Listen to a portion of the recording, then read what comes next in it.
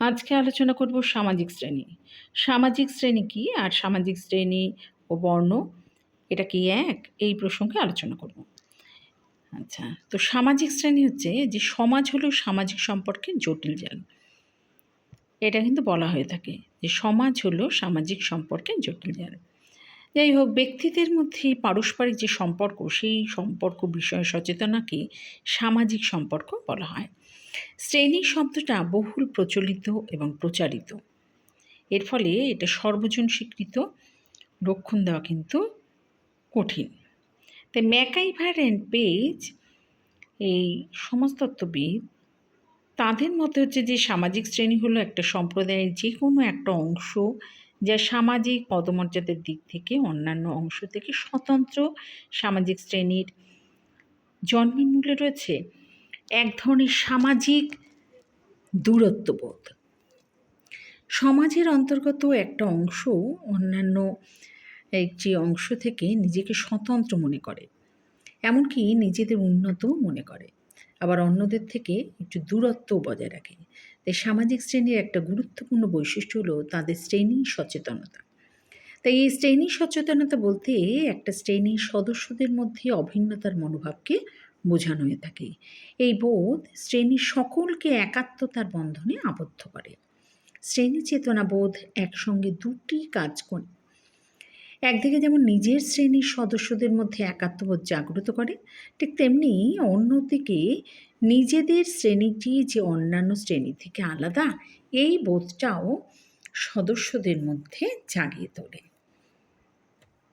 এক্ষেত্রে বলি যে জিসবার্ড সামাজিক শ্রেণীর কথা বলতে গিয়ে সামাজিক শ্রেণী হলো এমন একটা গোষ্ঠী বা ব্যক্তির সমষ্টি যাদের একটা নির্দিষ্ট পদমর্যাদা রয়েছে, যা অন্যান্য গোষ্ঠীর সঙ্গে তাদের সম্পর্ক স্থায়ীভাবে ঠিক করে দেয়।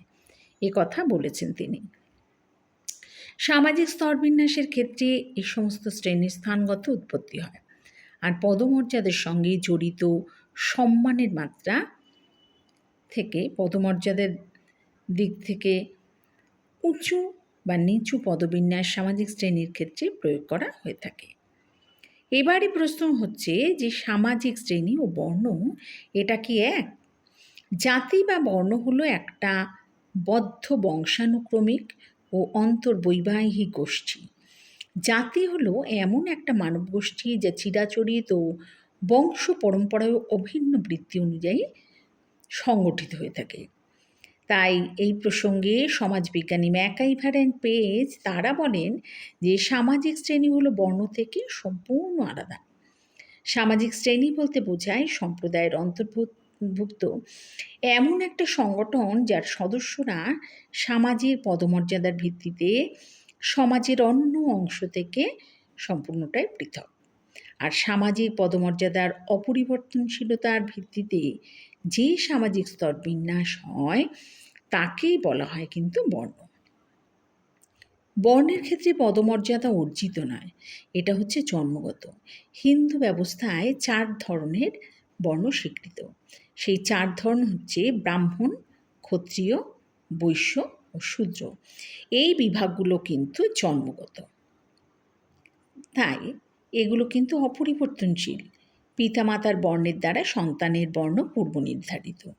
শ্রেণীবিন্যাস আবার বৃত্তিভিত্তিক হতে পারে, যেমন কৃষক শ্রেণী, শ্রমিক শ্রেণী, চিকিৎসক শ্রেণী ইত্যাদি।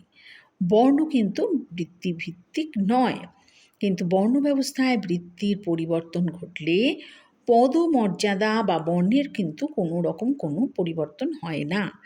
ব্রাহ্মণের বৃত্তি অধ্যাপনা, ক্ষত্রিয়ের বৃত্তি প্রজাদের সংরক্ষণ, বৈশ্যের কৃষি ও ব্যবসা, আর শূদ্রের হচ্ছে বৃত্তি উচ্চতর ত্রিবর্ণের সেবা করা।